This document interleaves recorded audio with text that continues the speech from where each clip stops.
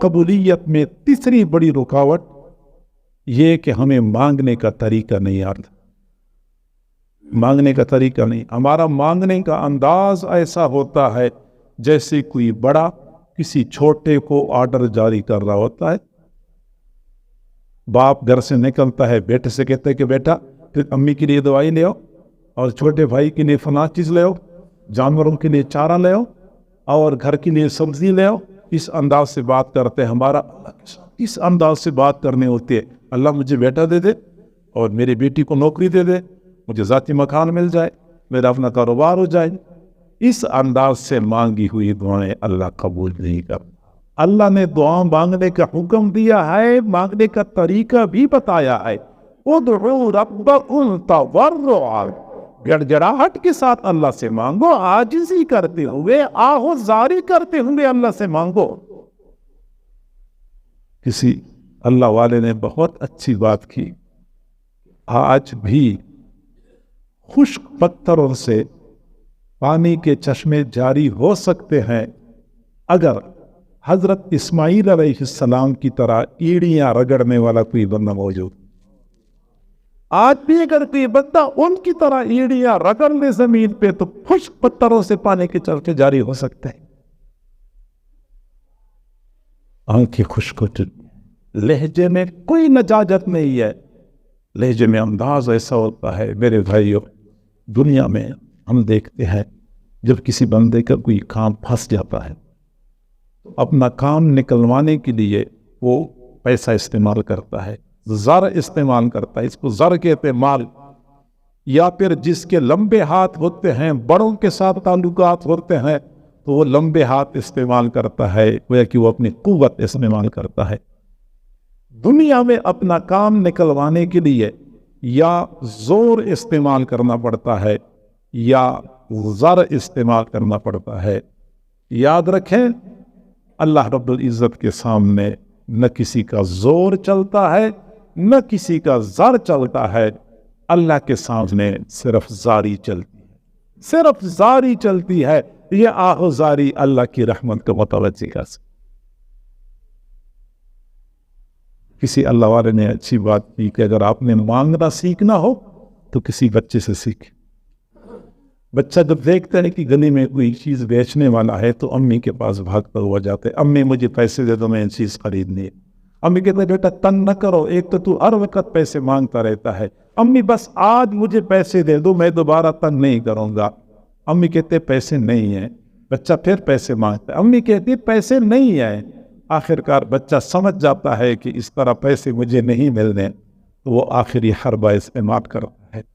وہ زمین پہ لیٹ جاتا ہے، لوٹ پوٹ ہونا شروع ہو جاتا ہے اور ضد کرتا ہے. بس آنکھ میں آنسو کا ایک چھوٹا سا قطرہ نمودار ہونے کی دیر ہوتی ہے، پھر ماں کی ممتا جوش میں آ جاتی ہے، بچے کو پیسے دے دیتی ہے، جاؤ بچہ چیز خرید لو، رونا نہیں. بچے کی آنکھ میں آنسو کا قطرہ نمودار ہوتا ہے تو ماں کی ممتا جوش میں آ جاتی ہے، اور بندے کی آنکھ میں آنسو کا قطرہ نمودار ہو جائے تو اللہ کی رحمت جوش میں آ جائے. میرے بھائیوں، سچی بات یہ ہے کہ ہم نے کبھی اس آنسو کی طاقت کو آزمایا نہیں ہے. اس آنسو میں بڑی طاقت، ایٹم بم میں اتنی طاقت نہیں ہے جتنی طاقت اس آنسو میں ہے. لہذا ہم مانگے گڑگڑا کے مانگے، رو رو کے مانگے، منت سماجت کرتے ہوئے مانگے. اَمَّن يُجِيبُ الْمُضْطَرَّ إِذَا دَعَاهُ، جب بندے کی کیفیت ایسی بن جاتی ہے کہ بالکل بندے کے اوپر ہر طرف سے زمین تنگ ہو چکی ہو اور پھر بے قراری اور بے تابی کے ساتھ اللہ کو پکارتا ہے، اس وقت پھر اللہ تعالیٰ ماں کی ہوئی دعائیں رد نہیں. مانگنا چاہیے، اپنے لیے بھی مانگے، پوری امت کے لیے مانگے. جہاں جہاں مظلوم مسلمان کفار اور یار کی مظالم کا نشانہ بن رہے ہیں ان کے لیے مانگے. طارق بن زیاد رحمہ اللہ اسپین میں تھے، اندلس، اور عیسائی افواج کے سامنے ان کی فوجیں کھڑی تھی. جمعے کا دن تھا اور چاشت کا وقت تھا. ابھی جنگ شروع نہیں ہو چکی تھی.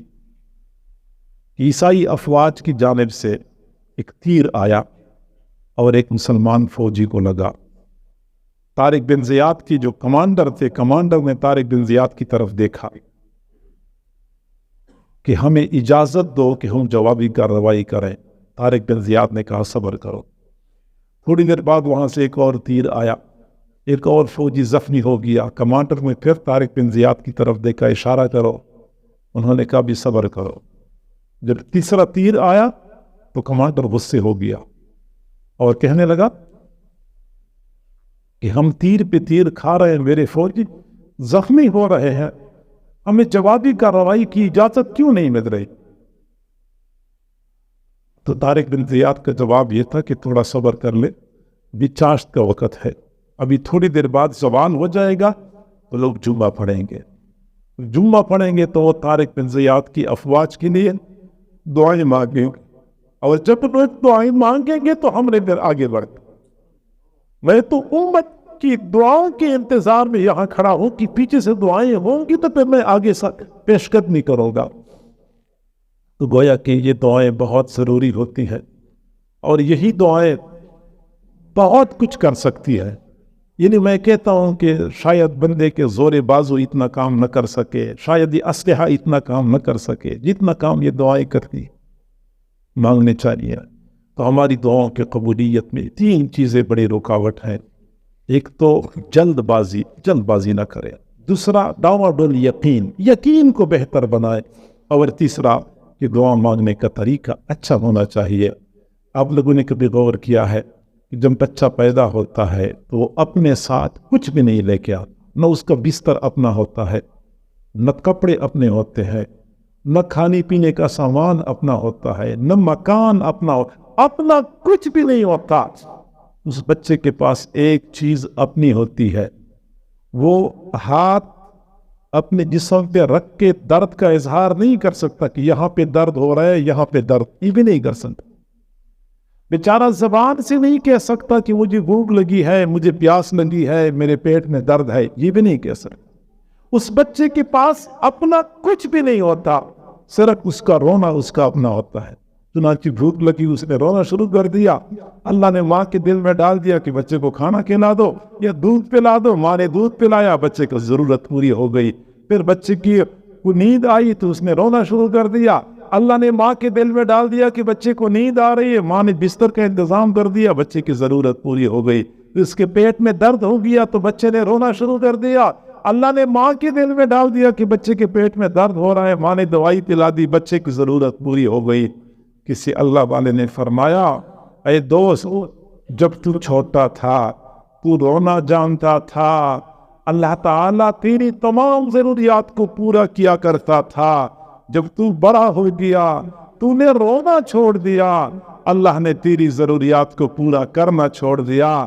آج بھی اگر تو ہر ضرورت کے موقع پر اسی بچے کی طرح بلک بلک کے رونا شروع کر دے، آج بھی تیری ضروریات ایسے ہی پوری ہوں گی جیسا کہ اس وقت پوری ہوتی تھی جب تو چھوٹا تھا۔ جی ہاں، اللہ تعالیٰ کی وعدے وہی ہیں، اللہ تعالیٰ کے اصول ضابطے نہیں بدلتے۔ وَلَن تَجِدَ لِسُنَّتِ اللَّهِ تَبْدِيلًا۔ اگر حضرت یونس علیہ السلام کو مچھلی کے پیٹ سے اللہ نے نکالا تو اللہ نکال سکتا ہے مشکلات کے اندر سے۔ اگر حضرت ابراہیم علیہ السلام کو نمرود کی آگ کے اندر سے نکالا، اللہ کا دستور یہی ہے۔ اگر حضرت یوسف علیہ السلام کو جیل سے نکالا، اللہ کا دستور یہی ہے۔ حضرت موسیٰ علیہ السلام کے لیے دریا کے بیچ میں راستہ بنا دیا، تو اللہ کی عادت مبارکہ یہی ہے۔ اللہ کی عادت نہیں بدلتی، اللہ کا دستور نہیں بدلتا۔ ابھی ہم بہت دور ہیں، ہمیں چاہیے کہ ہم دعا مانگیں اور دعا مانگنے کا ذوق پیدا کریں، ہمارے حالات بدل جائیں گے۔ اللہ تعالی ہم سب کو سمجھنے اور عمل کرنے کی توفیق عطا فرمائے۔ وآخر دعوانا ان الحمد للہ رب العالمین۔